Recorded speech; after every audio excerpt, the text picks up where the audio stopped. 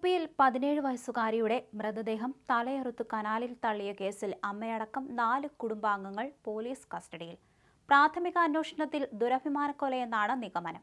ആൺസുഹൃത്തുമായി ഫോണിൽ സംസാരിച്ചതിനെ തുടർന്നുണ്ടായ തർക്കമാണ് കൊലപാതകത്തിലെത്തിയത്. അമ്മയാണ് പെൺകുട്ടിയെ കൊലപ്പെടുത്തിയതെന്നാണ് സൂചന.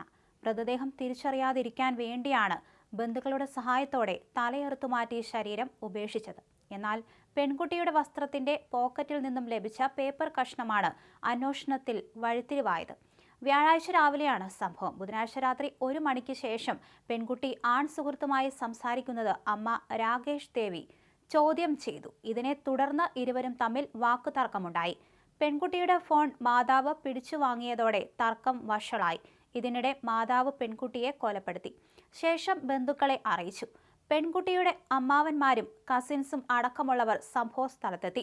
ശരീരം മറവു ചെയ്യണമെന്ന തീരുമാനത്തിലെത്തിയതോടെ മൂർച്ചയുള്ള ആയുധം ഉപയോഗിച്ച് പെൺകുട്ടിയുടെ തല അറുത്തുമാറ്റി. ശേഷം ബഹാദൂർപൂർ ഗ്രാമത്തിലെ അഴുക്കുചാലിൽ പെൺകുട്ടിയുടെ ശരീരം വലിച്ചെറിയുകയായിരുന്നു.